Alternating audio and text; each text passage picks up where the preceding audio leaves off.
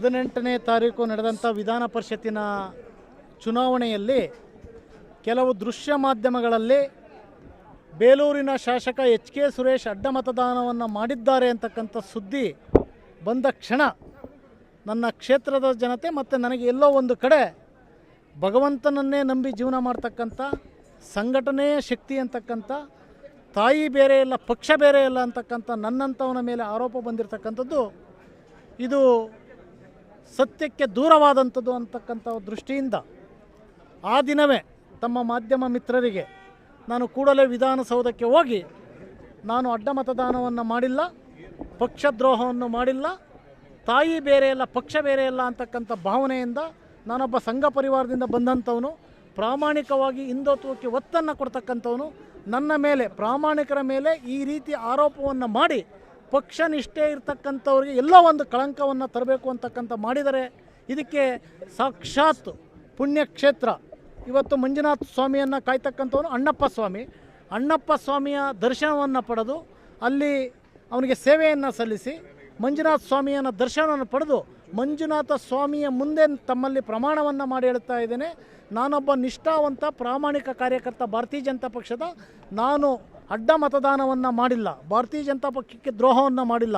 ನಮ್ಮ ಅಧ್ಯಕ್ಷರು ವಿಪಕ್ಷ ನಾಯಕರು ಸೂಚಿಸ ಅಭ್ಯರ್ಥಿಗಳಿಗೆ ನಾನು ಮತವನ್ನು ಹಾಕಿದ್ದೇನೆ. ಅದಕ್ಕೆ ಮಂಜುನಾಥ ಸ್ವಾಮಿನೇ ಸಾಕ್ಷಿ, ನನ್ನ ಕ್ಷೇತ್ರದ ಜನತೆಯ ಸಾಕ್ಷಿ ಅಂತದಕ್ಕೆ ನನ್ನ ಕ್ಷೇತ್ರದ ಎಲ್ಲ ಮುಖಂಡರೊಂದಿಗೆ ಇವತ್ತು ಬಂದು ಮಂಜುನಾಥ ಸ್ವಾಮಿಗೆ ನನ್ನ ಭಕ್ತಿಯನ್ನು ಭಾವನೆಯನ್ನು ಭಗವಂತನ ಮುಂದೆ ನಾನು ಪ್ರಾರ್ಥನೆ ಮಾಡಿ ಹೋಗ್ತಾ ಇದ್ದೀನಿ ಅಂತಲ್ಲ, ಭಗವಂತನ ಮುಂದೆ ನಾನು ಅಡ್ಡ ಮತದಾನವನ್ನು ಮಾಡಿಲ್ಲ ಅಂತಕ್ಕಂಥದ್ದನ್ನು ನನಗೆ ಕಳವಿಲ್ಲ. ಅದರಿಂದ ಭಯ ಇಲ್ದಲೆ ಪರಮಾತ್ಮನ ಮುಂದೆ ಹಂಗಲಾಚಿ ನಾನು ಹೇಳ್ತಾ ಇದ್ದೀನಿ. ಈಗ ಒಂದು ನಿಮ್ಮ ವರಿಷ್ಠರೇ ಹೇಳಿದ್ರು ಆಣೆ ಪ್ರಮಾಣ ಬೇಡ ಅಂತ.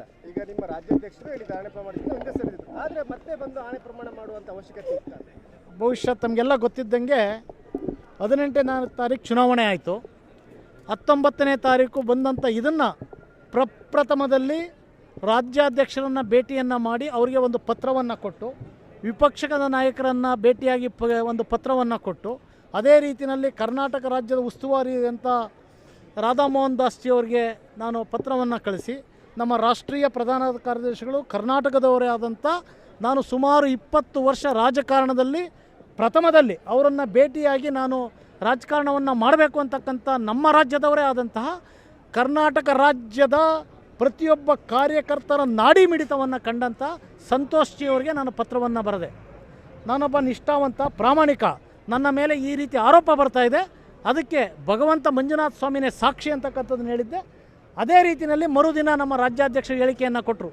ಧರ್ಮಸ್ಥಳದಲ್ಲಿ 62 ಜನನೂ ಹೋಗಿ ಅಲ್ಲಿ ಪ್ರಮಾಣವನ್ನು ಮಾಡ್ತಕ್ಕಂಥದ್ದು, ಜೊತೆಯಲ್ಲಿ ನಮ್ಮ CLP ಅಂದರೆ ಶಾಸಕಾಂಗ ಪಕ್ಷದ ಸಭೆಯನ್ನು ಅಲ್ಲೇ ಮಾಡ್ತೀವಿ ಅಂತಕ್ಕಂಥದ್ದು.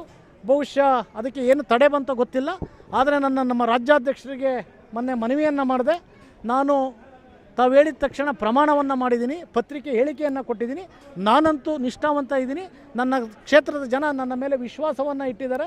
ಹಾಗಾಗಿ ನಾನು ನನ್ನ ಕ್ಷೇತ್ರದ ಮುಖಂಡರ ಜೊತೆ ಹೋಗಿ ಪರಮಾತ್ಮನಿಗೆ ನನ್ನ ಹರಕೆಯನ್ನು, ನಾನೊಬ್ಬ ನಿಷ್ಠಾವಂತ ಪ್ರಾಮಾಣಿಕ, ನಾನು ಅಡ್ಡ ಮತದಾನವನ್ನು ಮಾಡಿಲ್ಲ, BJP ಪಕ್ಷ ನನ್ನ ತಾಯಿ ಇದ್ದಾಗೆ, ಅದರಲ್ಲೂ ವಿಶೇಷವಾಗಿ ಚನ್ನಕೇಶವನ ಸನ್ನಿಧಾನದಿಂದ ನಾನು ಆಯ್ಕೆ ಆಗಿರ್ತಕ್ಕಂಥವನು.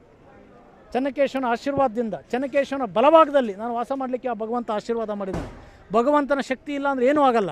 ಅದರಲ್ಲೂ ವಿಶೇಷವಾಗಿ ಏನು ದಕ್ಷಿಣ ನಮ್ಮ ಮೈಸೂರು ಪ್ರಾಂತ್ಯ ಇದೆ, ಅದರಲ್ಲಿ ಒಂದೇ ಒಂದು ಕ್ಷೇತ್ರಕ್ಕೆ ಸನ್ಮಾನ್ಯ ಇವತ್ತು ವಿಶ್ವನಾಯಕ ಆಗಿರ್ತಕ್ಕಂಥವರು ಸನ್ಮಾನ್ಯ ನರೇಂದ್ರ ಮೋದಿಯವರು ನನ್ನ ಕ್ಷೇತ್ರಕ್ಕೆ ಒಂದು ಪ್ರಚಾರವನ್ನು ಮಾಡಿದ್ದಾರೆ.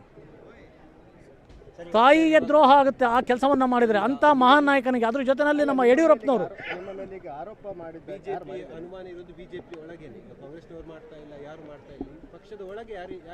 ಒಳಗೆ ಇದೆಯೋ ಹೊರಗಡೆ ಇದೆಯೋ ಅದು ಪರಮಾತ್ಮನಿಗೆ ಗೊತ್ತಿರುತ್ತೆ. ನಾನು ಪರಮಾತ್ಮನಲ್ಲಿ ಬೇಡ್ಕೊಳ್ಳೋದಷ್ಟೇ. ಆರೋಪ. If you like this video ಬೇಗ ಲೈಕ್ ಮಾಡಿ, ಕಾಮೆಂಟ್ ಮಾಡಿ, ಶೇರ್ ಮಾಡಿ ಹಾಗೂ ಯೋಯೋ ಟಿವಿ ಕನ್ನಡವನ್ನು ಸಬ್ಸ್ಕ್ರೈಬ್ ಮಾಡಿ.